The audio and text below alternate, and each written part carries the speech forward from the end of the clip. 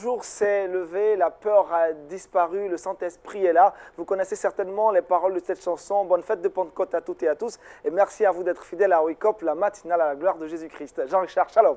Bonjour Aniel et shalom à tous. Shalom Paul Félicia. Shalom Aniel, salut à tous. Monsieur Yob Batleni, shalom. Bonjour Aniel, comment ça va? Ça va, merci. En tout cas, chez nous, ça va très bien. Okay. Pasteur Michel Chiner, shalom. Shalom. Vous allez bien? À chacun de vous. Très bien, merci. En tout cas, aujourd'hui, c'est la Pentecôte, n'est-ce pas? Et c'est la première des grandes fêtes chrétiennes. La première des grandes fêtes chrétiennes. On est très heureux d'être avec vous. Jean-Richard, dans Culture Actuelle, le saviez-vous, sujet du jour? Dans Culture Actuelle, on parlera cinéma avec la présentation de 3 films. Et puis dans le saviez-vous, on va parler de l'action de l'Église dans l'humanité. Voilà qui est bien intéressant. Avec Paul Félicia dans le Trickbox. Je vais répondre à cette question. Pourquoi est-il si important de boire de l'eau? Vous le saurez. J'ai bien envie de savoir pourquoi il faut boire de l'eau. Pourquoi il est si important pour nous de boire de l'eau. Et puis avec M. Yob Batlemi, on parlera des finances, les prêts usuraires. Oui, les rois de la liquidité, ils font leur loi. Ils font leur loi. Contrairement aux lois. Et donc, nous allons en parler. Ils font les lois contrairement aux lois, on en parlera. Attends, l'invité du Wake Up pour l'instant. On va écouter la parole du Seigneur, vous le savez, très important, capital pour le chrétien, même indispensable, de démarrer sa journée avec l'écoute de la parole du Seigneur. Et c'est dans Méditons ensemble.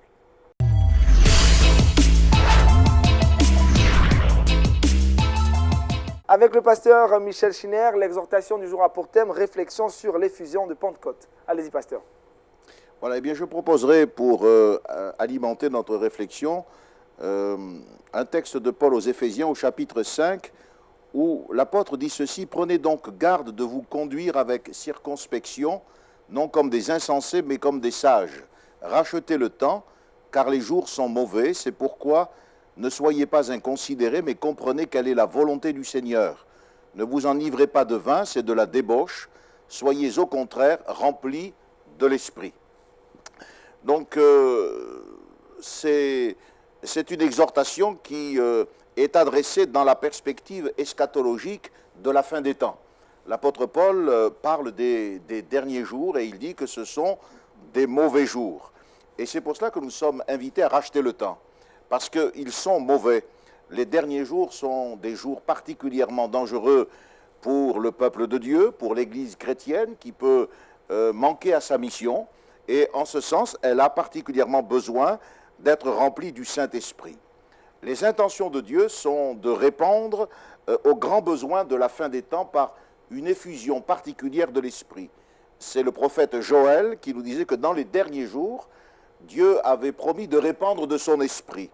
Et Satan le sait également. Et de ce fait, eh bien, il met à profit ce temps où le Maître semble tarder. C'est un peu la parabole des vierges qui nous dit cela.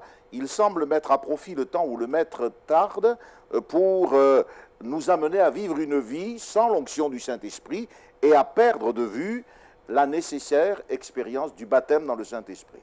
Donc, le jour de la Pentecôte est un jour particulièrement important parce qu'il nous rappelle que le Saint-Esprit est venu dans le monde, contrairement à la période précédente où le Saint-Esprit agissait dans le monde, au travers de ses dons, au travers de ses charismes et des ministères qu'il suscitait. Le jour de la Pentecôte a un effet particulier, c'est que ce ne sont plus des dons qui sont envoyés aux hommes, c'est le Saint-Esprit lui-même qui est venu dans le monde. C'est la descente de Dieu, le Saint-Esprit, dans notre univers, exactement comme le Fils de Dieu est descendu dans notre univers, dans le sein de la Vierge Marie, a vécu une vie d'homme et a donné sa vie pour nous sur la croix du Calvaire. Lorsque le Saint-Esprit est venu, dans le livre des Actes des Apôtres, il nous est dit qu'ils se sont tous mis à parler en d'autres langues, selon qu'il leur était donné de s'exprimer. Donc on voit que l'effusion du Saint-Esprit devrait nous donner, à nous, peuple de Dieu, une mentalité internationale, une mentalité globale. Le fait que la manifestation de l'Esprit se traduise par des langues devrait nous aider à comprendre qu'il y a d'autres peuples parlant d'autres langues que la nôtre qui attendent le message de l'Évangile. Le programme de rédemption divin est global.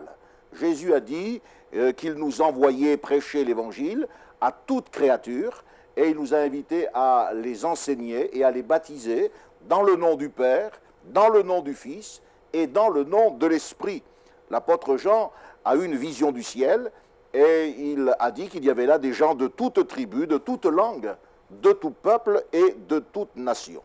Donc l'Esprit nous est donné en vue de coopérer avec ce plan mondial de rédemption, et l'Esprit s'est impliqué au travers de l'Église, dans laquelle il s'incarne dans les membres de l'Église, et l'Esprit coopère à la réalisation de cette rédemption. Donc, la grande mission de Jésus, quand il dit « Allez par le monde entier, prêcher la bonne nouvelle à toute créature », c'est un envoi de type pentecôtiste.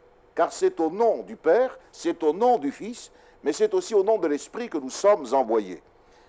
Seule une Église, à mon sens, seule une Église de Pentecôte, ayant la vie et la puissance de l'Esprit, l'expérience du baptême dans le Saint-Esprit, seule une Église de cette nature peut embrasser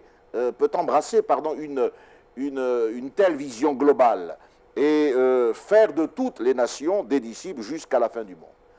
Je crois qu'il n'y a que l'Esprit de Dieu qui peut créer en nous des émotions et des convictions, et il en faut des émotions pour partager la souffrance de notre prochain, mais des convictions pour résister à la léthargie, au sommeil et aux ténèbres de la fin des temps. Nous savons que s'il y a un Christ qui vient, il y a également un antéchrist qui vient.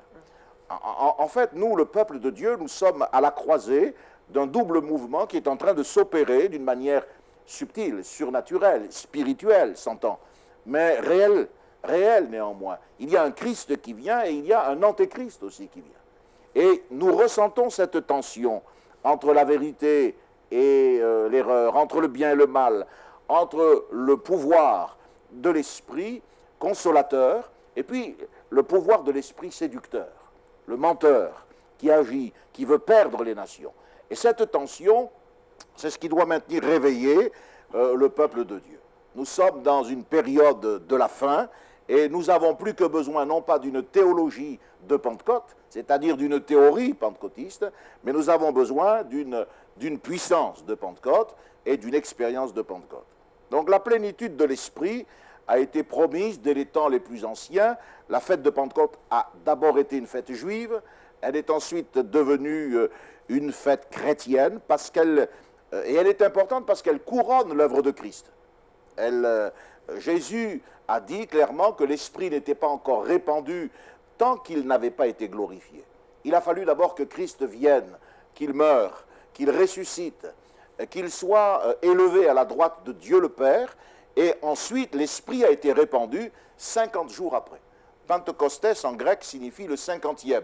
C'est le 50e jour après l'élévation de Christ, son ascension, que le Saint-Esprit est venu dans le monde, et ça c'est le phénomène théologique unique. L'Esprit de Dieu est venu dans le monde. Et à partir de ce moment-là, l'Église a pu poursuivre l'œuvre de son chef, d'atteindre toutes les nations. La plénitude de l'Esprit, ce n'est pas un don qui est accordé une fois pour toutes. Une espèce, voyez-vous, une espèce de bloc de vie divine qu'on vous communique une fois pour toutes. Non, l'Écriture compare cette expérience à un torrent d'eau, un torrent de vie qui va en s'approfondissant, en s'élargissant, un fleuve impressionnant dans lequel nous devons entrer jusqu'à perdre le contrôle de tous nos repères. Ézéchiel est entré dans l'eau jusqu'aux chevilles, puis il a eu de l'eau aux genoux, enfin l'eau a baigné ses hanches, et puis il a réalisé que c'était un fleuve trop profond et pour le traverser qu'il fallait nager. Donc ce fleuve jaillit de l'autel et il jaillit en même temps du trône, nous dit l'apôtre Jean. Ce sont deux aspects qui sont non pas contradictoires mais complémentaires. De l'autel parce que l'Esprit nous rappellera toujours la mort de Jésus. L'Esprit est un témoin officiel mandaté par le Père pour témoigner du Fils, pour témoigner de la mort de Jésus et de l'efficacité du sang de Jésus qui nous purifie de tout péché. Mais l'Esprit est également mandaté pour témoigner de la gloire du Fils. Voilà pourquoi le fleuve sort de l'autel, image et symbole du sacrifice, mais le fleuve sort aussi dessous le trône. Et cela nous parle de la gloire de Christ, de son élévation, puisque Jésus a reçu le nom qui est au-dessus de tout autre nom. Lorsque nous comprenons cela, nous réalisons que la vie de l'Esprit consiste en une communication incessante. il ne faut jamais se lasser de communier avec le Seigneur. Et c'est pour cela que dans la Bible, vous avez l'événement pentecostal avec l'expérience du baptême de l'Esprit à un moment donné, mais ensuite, vous avez des apôtres dont il est dit qu'ils sont remplis, régulièrement remplis, renouvelés dans le Saint-Esprit. Voilà pourquoi lorsque Paul parle de la vie de l'Esprit, il dit « soyez remplis de l'Esprit ». C'est un pluriel parce que ce privilège n'est pas pour quelques-uns comme dans l'Ancienne Alliance. Dieu veut étendre la bénédiction de la Pentecôte à tous les croyants. C'est une forme passive. Soyez remplis. Nous ne nous remplissons pas nous-mêmes. Ce n'est pas à nous de nous exciter, d'essayer de remplir le vase que nous sommes, mais quelqu'un est disposé à nous remplir. C'est le Saint-Esprit. Et enfin, c'est un présent. La forme de ce présent dans l'original grec signifie que c'est une expérience qui a quelque chose de continu. Ce n'est pas une référence au passé. Ça ne peut pas être non plus une perspective et une attente pour le futur. C'est une expérience qui nous a été accordée un jour, certes, mais qui doit sans cesse être renouvelée en vue de l'aboutissement de l'histoire et du résultat final de cette histoire qui est le retour de Jésus. Donc je crois qu'il y a une vérité, c'est que l'homme est un vase destiné à être rempli, et au fur et à mesure que ce vase s'élargit, il est destiné à nouveau à être rempli. Voilà. C'est l'image qui, à mon sens, est la plus adaptée pour comprendre ce que Paul dit quand il dit « Soyez remplis de l'Esprit ». À partir de l'expérience de Pentecôte, renouvelez-vous dans la vie de l'Esprit. Une vie incessante, comme l'eau d'un fleuve, ce n'est pas l'eau du robinet, mais l'eau d'un fleuve qui est incessante, qui ne cesse de nous parler de la mort de Jésus, mais de sa gloire, et qui, par les compassions qu'il suscite en nous et les convictions qu'il fait naître en nous, nous amène à être témoins du Christ jusqu'aux extrémités de la terre. Voilà. C'est ce que je peux dire sur l'expérience de Pentecôte, une expérience glorieuse qui nous amène à être dans ce monde les témoins authentiques de Jésus-Christ. Amen. Merci, pasteur. Alors, aujourd'hui, nous sommes au XXIe siècle, on parle de l'affaire de Pentecôte. Comment l'Église peut-elle aider ses fidèles, ses membres, à pouvoir être encore en contact avec le Saint-Esprit? Alors, d'abord, je pense qu'il y a l'enseignement. Comment est-on en contact avec le Saint-Esprit? En accédant à l'enseignement doctrinal, théologique, sur le Saint-Esprit. Il y a une manière de lire, une manière pentecôtiste de lire la Bible. Il y a une théologie pentecôtiste. Ce que je ferai remarquer, c'est que les premiers chrétiens ont d'abord fait l'expérience du baptême dans le Saint-Esprit, et ensuite ils ont bâti une théologie. Aujourd'hui, on a beaucoup de théologiens, mais c'est une théorie creuse. Il faut donc insister sur la proximité de l'expérience. Dieu est disposé à faire de chacun de nous ces vases remplis d'huile, et ensuite il faut enseigner. Maintenir, c'est le rôle des responsables spirituels, des pasteurs, de prêcher sur la vie de l'esprit, sur la doctrine de l'esprit, pour qu'il y ait une sainte familiarité. J'emploie ce mot avec l'adjectif saint parce que je ne suis pas du tout favorable à toutes les formes d'excitation qui pourraient passer aujourd'hui pour des manifestations de l'esprit, mais qui sont des comportements charnels. La familiarité que nous avons avec l'esprit est marquée du sceau de la sanctification. L'esprit, c'est Dieu. Nous respectons Dieu le Père, nous respectons Dieu le Fils, et nous respectons Dieu le Saint-Esprit. Et c'est dans ce commerce que nous pouvons nous habituer aux manifestations de l'esprit, à ses directions, sans sortir évidemment du cadre de ce qui est écrit. Notre rampe d'accès, c'est la parole de Dieu, et notre garde-fou, c'est encore la parole de Dieu. Voilà. Les gens remplis du Saint-Esprit, ce sont des gens qui ont une vision scripturaire de l'expérience pentecôtiste. Voilà qui est bien clair. Alors, depuis la chambre haute jusqu'à maintenant, à nos jours, le Saint-Esprit a connu cette effusion par époque, également par étape, selon certaines églises. Oui. Le Saint-Esprit s'est manifesté dans l'histoire du monde à différentes reprises. Il n'y a pas eu une période de l'histoire de l'Église où le Saint-Esprit n'a pas été présent. Mais il faut reconnaître qu'il y a eu, à partir du IVe siècle, lorsque les sacrements ont remplacé les ministères et les dons du Saint-Esprit, il y a eu ce que l'on a appelé un millénium de Satan. 10 siècles 10 siècles d'obscurité, 10 siècles où le Moyen-Âge a été particulièrement enténébré.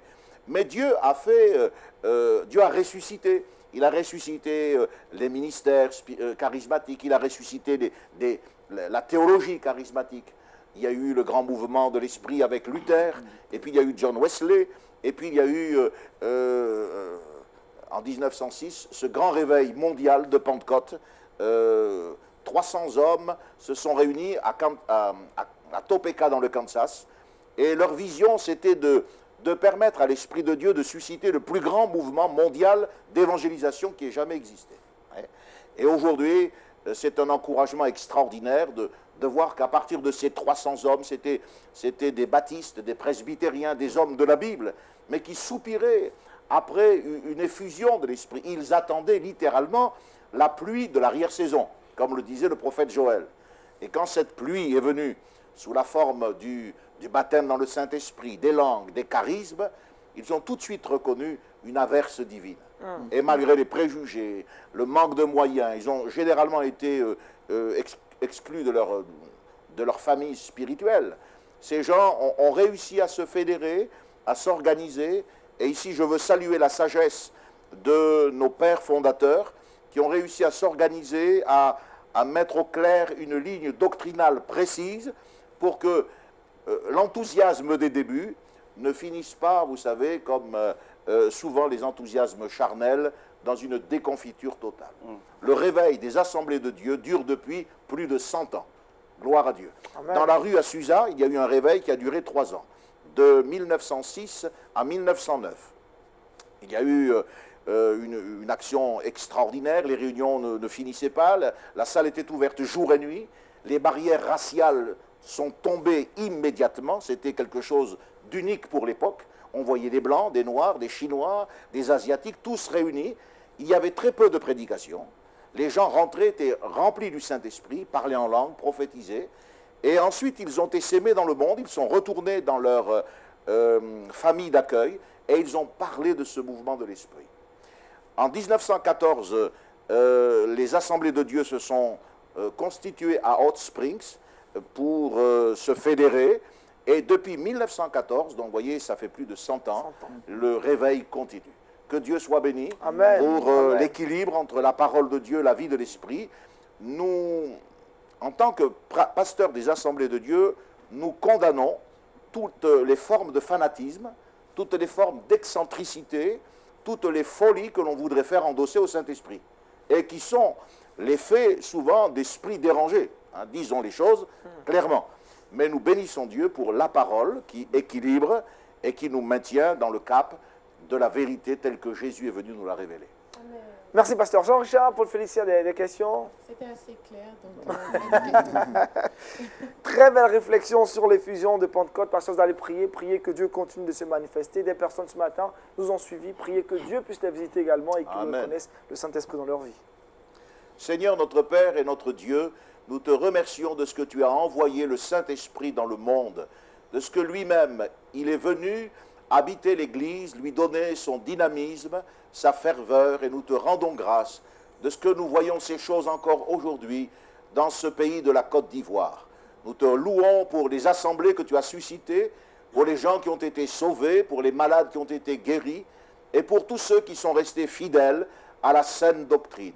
Nous te prions, Seigneur, pour tous ceux qui nous ont entendus ce matin, afin que tu les bénisses, qu'ils puissent avoir faim et soif de cette vie de l'Esprit, qu'ils puissent soupirer après l'effusion de l'Esprit dans leur propre vie, dans leur propre assemblée, et connaître avec l'aide de ta parole cette merveilleuse plénitude qui nous permet de rester debout jusqu'à l'heure du retour de ton Fils bien-aimé. Merci pour ta parole et merci pour ton Esprit. Dans le nom de Jésus, nous t'avons prié. Amen. Amen. Merci encore au pasteur Michel Schinner ce matin. On a été réellement bénis par cette exhortation. Réflexion sur l'effusion de Pentecôte. On va maintenant s'intéresser à la culture chrétienne avec Jean-Richard dans Culture Actu.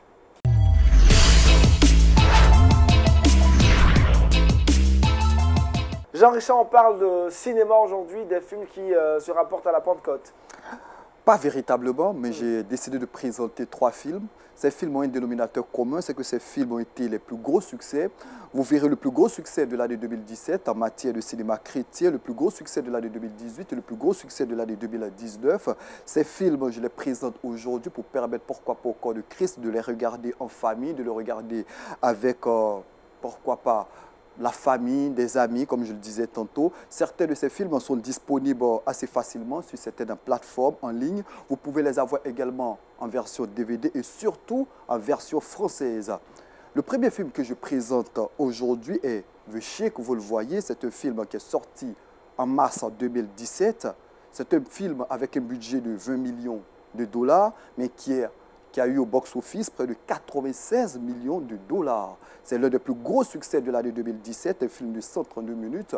Il faut préciser que ce film est basé sur l'histoire de Paul Young, qui est un journaliste au New York Times. Il a sorti l'ouvrage au début des années 2007, 20 millions d'exemplaires vendus. Dès lors, les maisons de production ont décidé de reprendre l'histoire et de transporter au cinéma. C'est une histoire qui rapporte l'histoire de Mark Phillips, un homme qui a connu la violence familiale. Il a connu l'abus de son père à l'âge adulte. Il tente de mener une vie assez épanouie avec son épouse et ses 3 enfants. Mais la disparition de l'un de ses enfants va bouleverser sa vie. Il se culpabilise. Tous les vieux démons de son enfance vont ressurgir. Il décide de s'éloigner de sa famille et de rechercher son enfant disparu. Et dans une cabane, il fera une rencontre assez merveilleuse qui va radicalement changer sa vie. C'est un film avec un scénario fictif, mais qui montre la puissance du Seigneur Jésus-Christ et surtout son amour. Ce film a été critiqué, c'est vrai qu'il a eu un succès, je l'ai dit, réalisé avec 20 millions de dollars, 96 millions de dollars d'entrée au box-office. Mais le film a été critiqué parce que la notion de Trinité a été personnalisée. Mais c'est un film avec un succès énorme que je propose, pourquoi pas, à toutes ces personnes qui nous regardent aujourd'hui, je l'ai dit. Vous pouvez le voir sur plusieurs plateformes en ligne. Le deuxième film, c'est un film qu'on a présenté plus ou moins ici. C'est un film qui est sorti le 28 février 2018 du côté de la France. Mais du côté des États-Unis, c'est sorti en avril 2017. Le film a pour titre « Jésus l'enquête ». Gros succès également du côté des États-Unis et de la France. C'est un film inspiré de la vie de Lee Strobel qui a écrit un livre. Et ce livre avait pour titre « Jésus, la parole est à la défense ». En 1980, Lee Strobel est journaliste d'investigation. Il faut rappeler qu'il est foncièrement athée. Et là, il travaille, soit dit en passant, au Chicago Tribune. Et là, sa femme découvre le Seigneur Jésus-Christ. Il est surpris. Il estime que cette rencontre de sa femme avec le Seigneur Jésus-Christ met à mal son mariage. Il décide dès lors de mettre en exergue ses talents de journaliste et prouver que Jésus n'existe pas. Un film assez intéressant que je vous recommande. Aussi, un film de 113 minutes. Le film a été réalisé avec un budget de 18 millions de dollars, mais le film au finish, avec près de 90 millions également du côté du box-office. Un film que je vous recommande, Jésus l'enquête de Lee Strobel. Belle histoire qui a marqué également l'histoire du cinéma chrétien. Et puis le troisième film, c'est un film qui fait l'actualité en cette année 2019. Un film qu'on a présenté plus ou moins ici. C'est La Voix du Pardon. Un film qui est sorti il y a de cela quelques jours du côté de la France, dans les salles françaises. C'est un film qui a récolté près de 83 millions d'entrées au box-office, du côté des États-Unis comme du côté de la France. Un énorme film qui rapporte l'histoire de Bart Miller, ce homme qu'on connaît plus ou moins par son talent de chanteur. Il fait partie du groupe Mercy Me, qui se rapporte à son histoire de famille à l'âge de 10 ans, abusé, maltraité un peu par son père qui abandonne sa mère, une situation assez difficile, mais c'est un film qui met en exergue la rédemption, le pardon, des valeurs telles que l'amour. C'est un film que je recommande également en ce jour de la Pentecôte, pour toutes ces personnes qui nous regardent, qui ont été par moments blessées dans leur enfance. Je vous recommande ce film, La Voix du Pardon de Bart Miller. Et puis pour terminer, pourquoi pas, un film qui est sorti en 2016. Ça a été un gros succès également lors de l'année 2016. C'est La Résurrection du Christ, The Risen. C'est un film qui présente la résurrection du Christ sous le regard d'un officier romain. Film exceptionnel que je vous recommande. Ces 4 films ont un dénominateur commun, je l'ai dit, c'est qu'ils ont été de gros succès la résurrection du Christ. Gros succès lors de l'année 2016. La voix du pardon avec Bat Mila, gros succès pour l'année 2019. Jésus l'enquête, l'un des plus gros succès du cinéma chrétien en 2018. Et puis La Cabane, sortie en 2017, un gros succès également. Ces films, vous avez la possibilité de les retrouver sur plusieurs plateformes et de les regarder, pourquoi pas en famille. Merci Jean-Richard pour cette sélection de films. Monsieur Yao Batlemi, dites-moi, vous aimez regarder les films, vous? Oh non, pas assez, mais je suis tout de même impressionné. Peut-être pour nous, les novices, l'entrée en boxe, qu'est-ce que ça représente? Oh, généralement, il y a les recettes du film. Le film peut avoir coûté peut-être 20 millions dans sa réalisation. Ouais. Et l'entrée au box-office, c'est les bénéfices avec les entrées en salle, les ventes de DVD, tout compris. C'est vraiment impressionnant et ça donne envie de voir. Ah oui, surtout que c'est des films chrétiens et aujourd'hui, le cinéma chrétien se porte assez bien. Pasteur Michel, c'est bien de regarder des films chrétiens comme ça booste aussi la foi. Oui.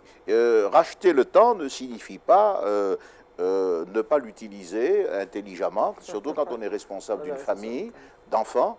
Et c'est une manière aussi de les diriger vers ce qui est bien, vers ce qui est sain. Quand on pense à ce que la société aujourd'hui offre comme visuel, meurtre, violence, gang, etc., on a raison, lorsqu'on a des talents comme ces scénaristes, d'investir aussi ce milieu et de faire profiter les familles chrétiennes, mais aussi la population non chrétienne de ce message. Voilà, oui. Clair. Jean-Richard, autre chose à savoir? Je rappelle tout simplement le titre des différents films. Question pour vous de les répertorier et de les regarder en famille. Le premier film, c'est Le Chic, La Cabane, sorti en 2017, un gros succès, je vous le recommande. Deuxième film, Jésus l'enquête, sorti en février dernier en France, disponible en version française. Le troisième film, La Voix du pardon, si vous nous suivez depuis la France, vous avez la possibilité de le suivre dans les salles, puisque c'est disponible aujourd'hui dans les salles du côté de la France. Et puis le troisième film date, mais est toujours d'actualité, The Rised, la résurrection du Christ, vu sous le regard d'un officier romain. C'est un film, je l'ai dit, de 102 minutes, mais qui, je pense, va fortifier votre attachement en Jésus-Christ. Merci Jean-Richard, très belle sélection de films pour cette journée consacrée à la Pentecôte. On va maintenant parler de finances avec notre invité du jour, et c'est dans l'invité du Wake Up.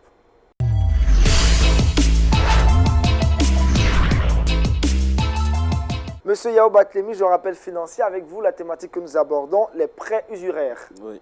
Dites-nous, c'est quoi déjà les prêts usuraires? D'accord. Ce qu'il faut savoir, c'est que l'activité financière qui consiste à prêter de l'argent est bien encadrée. Est bien encadrée par le régulateur qui est la Banque centrale. Donc, il y a des normes. Quand vous faites un prêt à un individu, le taux d'intérêt est encadré et il y a un taux au-delà duquel il ne faut pas aller. Lorsque vous dépassez ce taux, ce prêt est considéré d'usuraire. Donc, vous êtes un usurier. Alors, voilà, c'est une réalité que beaucoup de personnes vivent. Beaucoup de nos frères et sœurs sont avec les usuriers et vivent des situations, j'allais dire, dramatiques, parce qu'ils ne s'en sortent plus. Alors, qu'est-ce qui amène un homme à aller vers les usuriers? D'abord, il faut noter que très souvent, nous avons besoin de liquidité. C'est ce qui nous manque. Et les rois, c'est ceux qui ont la liquidité. Voilà. Officiellement, c'est les banques qui ont cette liquidité et qui doivent les prêter à des personnes que nous sommes, aux clients que nous sommes. Malheureusement, on se retrouve dans des situations, par exemple, quelqu'un qui vit un événement imprévu, comme une maladie, un accident et même un décès, où il faut débourser de l'argent. Quand il n'a pas cet argent, il va se tourner vers quelqu'un qui peut lui prêter de l'argent. Il y a des gens aussi qui préparent des cérémonies, par exemple mariage, anniversaire, baptême, ou même des voyages pour lesquels ils ont besoin de financement. Et ils vont vers les banques ou vers ceux qui peuvent les soutenir. Il y en a également qui vivent carrément au-dessus de leurs moyens. Voilà, ils ont des ressources qui sont inférieures à leurs dépenses, donc il faut combler le gap. Et enfin, il y a des gens qui veulent investir, des gens qui sont dans des affaires et qui ont besoin de finances. Alors, comment se retrouvent-ils en face de ces usuriers? Ce qu'il faut noter, c'est qu'il y a des structures qui aident leurs employés à s'équiper. Donc, ils signent des conventions avec des magasins. Donc, si vous êtes ici, LMTV peut signer une convention avec un magasin et vous pouvez aller prendre ce que vous voulez là-bas pour pouvoir vous équiper. Télévision, réfrigérateur, fauteuil et tout ça. Donc, qu'est-ce que les gens ils font? C'est quand ils ont besoin d'argent, ils vont dans ces magasins, ils prennent les équipements. Par exemple, un équipement qui coûte 400 000, ils vont le prendre et venir le brader à 150 000 francs à un usurier. Ils le bradent, le monsieur leur donne les 150 000, ils ont tout de suite la liquidité, ils vont faire ce qu'ils veulent. Et à la fin du mois, ils doivent supporter, parce qu'en général, ces personnes sont déjà endettées auprès de leur banque.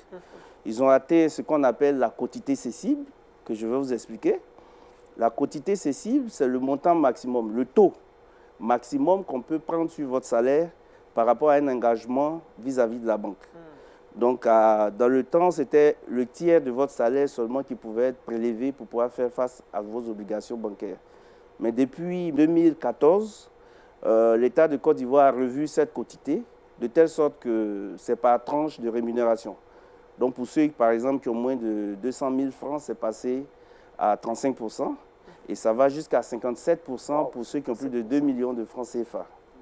Donc, si on prend le cas de quelqu'un qui touche 300 000, avant, la quotité cessible aurait été de 100 000. Mais aujourd'hui, sa quotité cessible est de 38 000, 38%. 38% de 300 000, je l'ai calculé déjà, ça fait 114 000. 114 000. Donc, ça veut dire que tous les mois, si vous avez un engagement à la banque va vous prélever 114 000. Et si vous avez pris un équipement de 400 000, pour lequel on doit vous prélever à peu près 40 000 francs par mois, ça veut dire que vous supportez par mois à peu près 114 000 plus 40 000, ça fait 154 000. Sur votre salaire de 300 000, il vous reste 146 000. 146 000 pour pouvoir payer le loyer, pour pouvoir payer le déplacement, scolariser vos enfants. Vous ne pouvez plus faire face à vos obligations. Qu'est-ce qu'ils font? Ils retournent vers l'usurier, ils disent, écoutez, j'ai un gap par rapport à mon budget, il faut m'aider à le combler. Et l'usurier, ce n'est pas le banquier. L'usurier, ce n'est pas la microfinance. L'usurier, c'est celui qui va au-delà de ce qui est prescrit par les autorités monétaires. Alors, ce qu'il faut rappeler, c'est que le taux d'usure est aujourd'hui de 15% si vous prenez un prêt à la banque et de 24% si vous prenez un prêt dans une microfinance. C'est le taux maximum auquel on peut vous appliquer. Mais l'usurier va vous dire, je vous prête 100 000 francs, mais vous me remboursez 200 000. 200 000. Si je vous pose la question de savoir c'est quoi le taux d'intérêt, qu'est-ce que vous me répondez? 100%. 100%. C'est pas vrai. C'est pas vrai parce que le taux d'intérêt, il est annuel. Donc, si vous prenez 100 000 aujourd'hui que vous remboursez dans un an, c'est 100%. Mais si vous le remboursez dans un mois, c'est 1200%. Wow. 1200%. Et si à la fin du mois, avec vos 146 000, vous n'arrivez pas à rembourser les 200 000, alors on va vous couper ce que vous pouvez rembourser et le reste est réinvesti et donc vous allez payer encore des intérêts. Avec cette manière de vivre, vous ne pouvez pas vous en sortir. L'usurier, qu'on appelle communément ici les margouillas, il va finir par vous retirer votre carte bancaire. Et à la fin du mois, il va retirer vos sous. On ne sait pas comment il s'arrange, mais dès que votre salaire est viré, il est au courant. Il va retirer le solde qui reste à la banque et c'est vous maintenant qui allez négocier avec lui. Vous allez négocier avec lui pour qu'il vous donne quelque chose pour pouvoir payer un sac de riz, pour pouvoir faire face à votre loyer.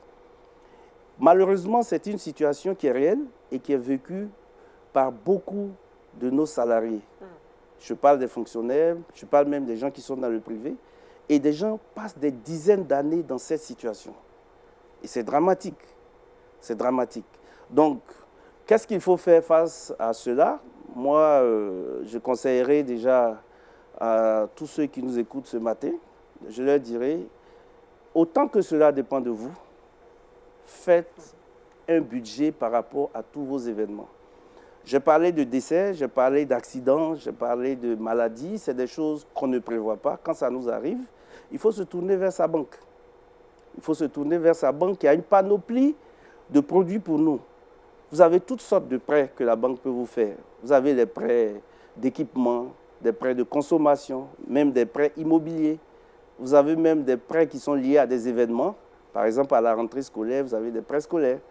Quand les fêtes d'année approchent, les fêtes de fin d'année approchent, vous avez des prêts de fin d'année Il y a même des prêts liés à des événements comme la Pentecôte que nous célébrons ce matin. Donc, il y a tous ces produits-là qui existent. Il faut aller vers la banque. Vous avez aussi les avances sur salaire. Vous avez des découverts. Donc, vous avez toute cette panoplie de prêts auxquels vous pouvez souscrire. Alors, le problème qui se pose, c'est que quand vous allez à la banque, il y a des procédures. Il y a des procédures qui peuvent faire que le prêt peut prendre du temps à être mis en place. Et si vous êtes pressé, vous allez vers ces gens. Mais il faut savoir que si vous allez vers ces gens, et c'est une interrogation, en général, ceux qui vont vers ces gens n'arrivent jamais à s'en sortir. Ils n'arrivent plus à s'en sortir. Qu'est-ce qui se passe derrière? Sachez qu'il y a des gens qui signent des pactes. Wow. Qui signent des pactes qui font que quand vous rentrez dans leur circuit, vous ne sortez plus de là. Donc il faut faire attention. Et finalement, ce qui est encore recommandé, si vous devez à la banque et à ces gens, allez voir votre banquier, faites le cumul de tout ce que vous devez et qu'on rééchelonne votre dette, que vous sortiez directement de là-bas pour pouvoir vivre une vie nouvelle et n'avoir que seul créancier la banque. Ah bon. Alors, je termine avec un exemple que j'ai vécu. Il y a un monsieur, un censeur d'une école, qui est venu me voir un jour, qui me dit, on a perdu un parent dans la famille, il fallait se cotiser, je n'avais pas l'argent. Et pour ne pas avoir honte, j'ai vu un margouillat qui m'a prêté de l'argent, mais ça fait 3 ans que je ne m'en sors plus. Essayez de voir si vous pouvez m'aider à sortir de là. Et on lui a fait un prêt. Il a remboursé à son margouillat, parce qu'il y a plus de 5 ans de cela, et il a pu rembourser son prêt de manière progressive jusqu'à en finir. Lorsque je préparais cette émission, j'ai pu lire des documentations où je me suis rendu compte qu'à Gagnoa, c'est au centre-ouest de la Côte d'Ivoire, où des gens ont pu dénoncer un de ces usuriers. Quand la police est descendue chez lui à la maison, il avait plus de 100 cartes bancaires sur lui. 100 cartes. Ça veut dire qu'il avait plus de 100 victimes. Plus de 100 victimes dont il prenait les salaires chaque mois. Donc, je voudrais vraiment vous encourager à éviter ces voies. Au pire des cas, même, voyez votre frère s'il peut vous avancer quelque chose. Parce que l'usure, c'est catastrophique. Ce qu'il faut savoir aussi, c'est que c'est puni par la loi. Ah, c'est ça, j'allais poser la question. Voilà, c'est puni par la loi. Il y a une loi qui a été prise en 2014 qui sanctionne de 2 mois à 2 ans et de manière pécuniaire de 100 000 à 5 millions toute personne qui pratique cette activité d'usurier. Donc, si vous devez à quelqu'un qui vous pratique les 1200%, vous pouvez vous plaindre à la police et donc on va l'arrêter et il va vous laisser tranquille. Voilà un peu ce que je voudrais partager avec vous, chers frères et sœurs, ce matin. Que Dieu vous bénisse et vous évite de tomber dans ces situations pour lesquelles il est très difficile de se relever. La bonne nouvelle, c'est que la loi punit ça. Moi, je crois que c'est la bonne nouvelle parce que j'ai eu peur. Je croyais qu'ils étaient vraiment des personnes qu'on ne pouvait pas toucher. Si la loi est punie. Jean-Richard, question pour le Félicien. On les voit opérer au vu aussi de tout le monde. Comment est-ce que ça s'explique alors que la loi punit cette pratique? Ben, moi, je ne pourrais pas vous donner la réponse. Personnellement, je les combats. Comment vous le combattez? J'appartenais à une structure, j'étais dans une banque où, quand vous sortez de la banque, devant les guichets automatiques, ils sont là? Ils étaient là, dans leur gros boubou. Et j'ai demandé qu'ils quittent les lieux. Mais pour pouvoir combattre quelqu'un, il faut avoir quelque chose contre cette personne. Comme à titre personnel, je ne suis pas dans leur cercle. Tout ce que je peux faire, c'est de leur demander de vider les lieux qui sont quand même la propriété de la banque. Il appartient maintenant aux autorités judiciaires et aux autorités de la police de pouvoir faire leur travail. Quoi qu'il en soit, on les voit tous. Si vous allez au plateau à Abidjan, tout le monde, ils sont visibles, ils sont là. Il faut qu'on fasse quelque chose pour pouvoir les repousser. Vous avez évoqué notamment des prêts que la banque pourrait accorder à ces différentes personnes qui traversent cette situation. Mais certaines personnes estiment que les banques ont leur part de responsabilité par rapport aux lourdeurs dans les prêts, difficile d'avoir des prêts. À cela, qu'est-ce que vous répondez? Difficile d'avoir des prêts, je dirais non. En réalité, je pense qu'il faut que de plus en plus, l'homme lambda, le citoyen lambda s'informe et savoir qu'est-ce qu'il faut pour pouvoir avoir un prêt. Aujourd'hui, si vous êtes salarié, Vous êtes salarié, vous vous adressez à votre banque, il n'y a aucune raison qu'on vous refuse, sauf si vous appartenez à une structure qui n'est pas viable.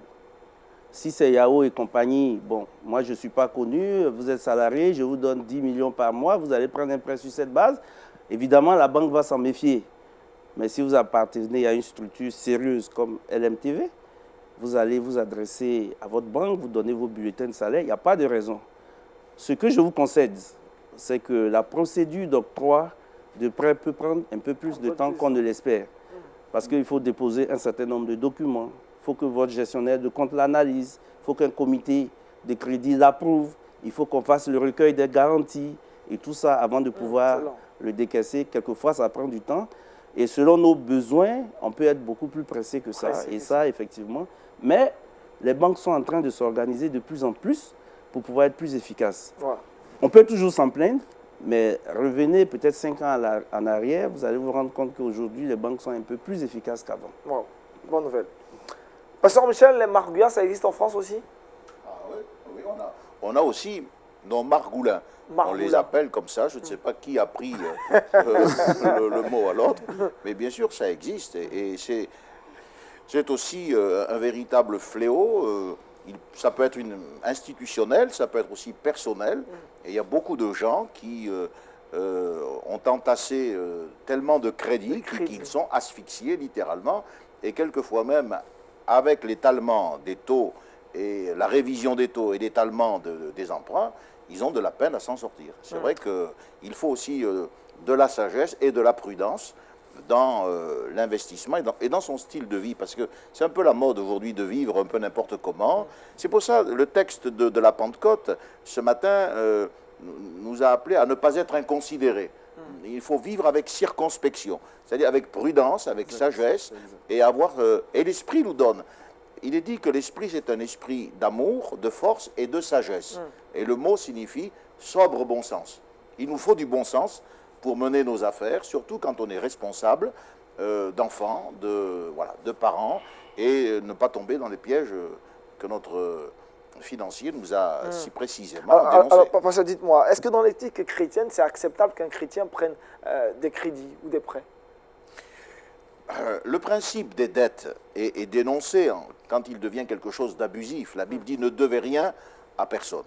Donc il vaut mieux éviter de vivre dans le principe des dettes. Mais recourir à un prêt de manière...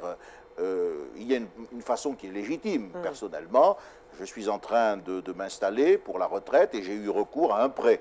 On m'a fait passer une batterie d'examens, on m'a posé des questions, et ça a pris un peu de temps pour me délivrer 4 sous. Mais je n'ai pas le sentiment de commettre le mal. Ce que je vois, c'est que Dieu a entouré la question du rapport aux finances avec une certaine législation. Déjà sous Moïse, il ne fallait pas prêter à son frère avec un taux d'usure qui le mettrait en danger. Et on se rend compte que Dieu nous demande aussi d'exercer la miséricorde et l'amour du prochain sous cette forme. Maintenant, on est aujourd'hui régi par une loi capitaliste qui est dure. Ça n'était pas du tout ce que voulaient les réformateurs. Lorsqu'au XVIe siècle, il y a eu le grand mouvement de l'esprit, les réformateurs ont rompu justement avec cet esprit d'usurier qui était le fait de l'Église, il faut le dire, pendant toute cette période sombre du Moyen-Âge. Et Calvin, qui a été, on dit, à l'origine d'une doctrine capitaliste, prônait les richesses avec une redistribution des richesses, avec quelque chose de juste.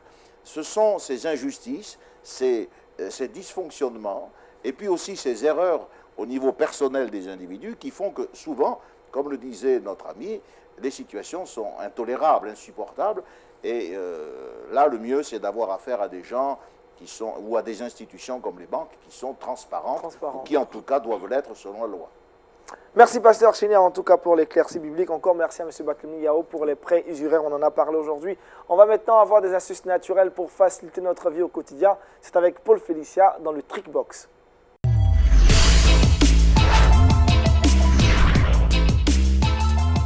Paul, Paul, ce matin, vous décidez de vous intéresser à l'eau, l'importance de l'eau, l'importance de boire de l'eau. Exactement, Agnel, on ne le dira jamais assez. L'eau potable est source de vie.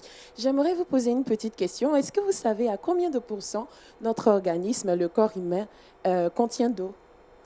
50%. 70 à 80%. 80, 70%. 70 à 80. 80. Ben, vous étiez un peu proche, 60%. À 60%, notre corps est fait d'eau. Dieu, dans sa sagesse, a formé notre organisme de 60% d'eau. Donc, c'est très important pour l'être humain de boire de l'eau, pour ne pas se sentir déshydraté. Et les méfaits de la déshydratation, on le sait tous, il y a la fatigue, le mal de tête. Il y a des personnes même qui peuvent tomber évanouies juste parce qu'elles se sentent fatiguées ou encore déshydratées. Donc, j'aimerais encourager les téléspectateurs à consommer pour les adultes 1,5 litre d'eau par jour pour pouvoir se sentir mieux dans la journée, au cours de la journée. Pourquoi? Parce que, déjà, l'eau régule la température du corps. Lorsqu'on boit de l'eau dans les périodes de canicule, par exemple, on se sent peut-être déshydraté à cause de la transpiration et tout. Lorsqu'on boit de l'eau, effectivement, nous nous sentons mieux et c'est mieux pour notre corps. La deuxième des choses, c'est que l'eau favorise l'élimination des toxines et des déchets dans nos corps. Lorsqu'on boit de l'eau, effectivement, on va se rendre compte qu'au travers de l'urine, on va évacuer tout ce qui est déchets, tout ce qui est toxines de notre corps. Et la troisième importance de l'eau, c'est que l'eau permet, lorsqu'on fait du sport, de pouvoir se régénérer et restaurer nos différentes fonctions. Donc voilà, je vous encourage tous à boire de l'eau, c'est très important. En tout cas, pour nous qui sommes en Afrique, ça doit être une obligation, avec la chaleur tout le temps. Merci Paul Félix, mais ce n'est pas toujours évident. Les 1,5 litres d'eau, on les boit d'un seul coup ou bien c'est au cours de la journée? Non, on les échelonne au cours de la journée. D'accord. Peut-être que tu peux boire un verre le matin, après... Très bonne cure d'eau le matin et puis après, on peut suivre la journée. Pendant le repas, après le repas. Après le repas surtout. Merci Paul Félissa, l'importance de l'eau. Jean-Richard, il est prêt, il est très très très impatient. Le saviez-vous? Je ne sais pas de quoi est-ce qu'il s'agira aujourd'hui. Il est là pour nous entretenir dans le saviez-vous.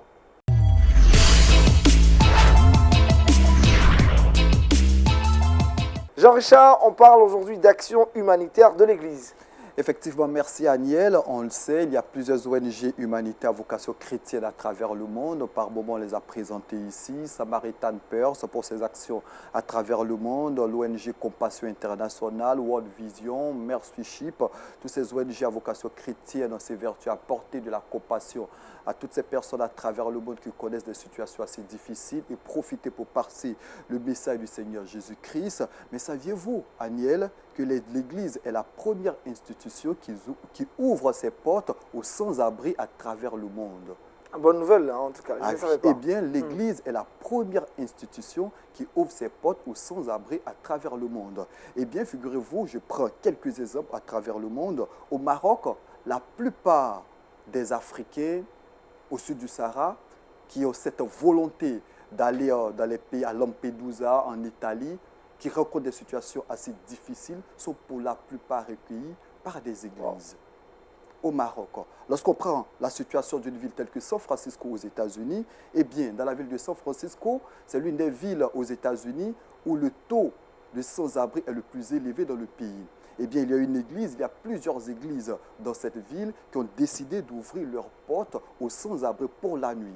Et pratiquement plus de 300 sans-abri prennent d'assaut les différentes églises de San Francisco au cours de la nuit. Et figurez-vous que les différentes églises préparent même le petit déjeuner pour ces sans-abri. Et au regard de la multiplication de ces sans-abri dans les différentes communautés religieuses à San Francisco, l'État, la ville, a mis sur pied un projet qu'on appelle le projet Gubbio. C'est un projet qui vise à intervenir dorénavant pour les personnes qui sont SDF, qui n'ont pas la possibilité d'avoir un domicile. C'est dit que l'Église a ouvert, j'y arrive, les yeux de la communauté étatique, des politiques sur la situation des sans-abri dans ce pays. Et puis ce qu'il faut retenir aujourd'hui, c'est que l'Église, de plus en plus, on avait présenté ici un principe qu'on appelle les Blessing Boxes. Blessing Boxing. Eh bien, les Blessing Boxes, c'est une initiative qui est née du côté des États-Unis, dans la ville de Texas, qu'on appelle les boîtes de bénédiction. Certaines églises avaient des boîtes de bénédiction, comme vous le voyez sur ces images, et on y retrouvait des produits de première nécessité, Première des nécessité. produits alimentaires. Et si éventuellement vous avez des difficultés dans votre famille, vous avez besoin de nourriture, vous êtes en manque de produits médicaux de première nécessité, vous avez la possibilité d'aller dans ce qu'on appelle les blessing boxes pour récupérer de la nourriture, pour récupérer un peu de café, pour récupérer un peu de pain. Et cette initiative est en train de venir en Afrique, puisqu'en Afrique centrale, il y a des églises qui aujourd'hui ont construit ce qu'on appelle les blessing boxes, ces petites boîtes où on met soit des biscuits, on met de l'eau de javel, des savons pour aider des familles en souffrance. Ce qu'il faut retenir, c'est que l'Église est la première institution qui ouvre ses portes aux sans-abri à travers le monde. Monsieur Yao Batlemi, réaction? Je pense que le social fait partie de notre mission en tant que chrétien. Et c'est à propos que l'Église a cette mission. Je fais organiser, si vous permettez, récemment une campagne d'évangélisation dans mon village. D'accord. Il y a un monsieur qui a dit que je commence à perdre les yeux. Si je les retrouve, je reviens à l'église. J'ai tout fait pour participer à l'opération de ses yeux, pour que cette âme-là soit gagnée à Christ. Gloire à Et je Jésus-Christ. me demande si on peut vraiment faire l'œuvre chrétienne sans le social. Pasteur Michel, est-ce qu'on peut faire l'œuvre de Dieu sans le social? Alors, je suis tout à fait d'accord avec ce que vous venez de dire. Non, non, je pense qu'il y a un bras humanitaire, Bras humanitaire, qui doit être tendu. D'ailleurs, Dieu dit dans sa parole qu'il a tendu les mains tout le long du jour vers un peuple rebelle et contredisant. Et dans toutes les langues du monde, la main tendue, ça signifie la bienvenue, ça signifie la sympathie. Dans toutes les langues et dans toutes les cultures du monde. Dieu demande à l'Église d'être ses yeux, son cœur et ses bras. C'est pour ça que le jour de la Pentecôte, le Saint-Esprit est venu nous communiquer quelque chose de l'ADN divin. Et l'Église de Jésus-Christ n'est pas qu'une institution, mais elle doit se diriger, se tourner vers tous ceux qui ne connaissent pas le Seigneur Jésus-Christ. Personnellement, nous aussi, dans notre assemblée, nous sommes fortement impliqués dans un programme que nous avons appelé le programme Main Tendue, qui va de la prévention du suicide à l'aide aux plus démunis, en s'occupant des enfants, prenant en charge les différents aspects des besoins de la nature humaine. Bien sûr, avec cette volonté de conduire une âme à Jésus-Christ. À Jésus-Christ. Merci, pasteur. Paul Félicia, le verset boussole.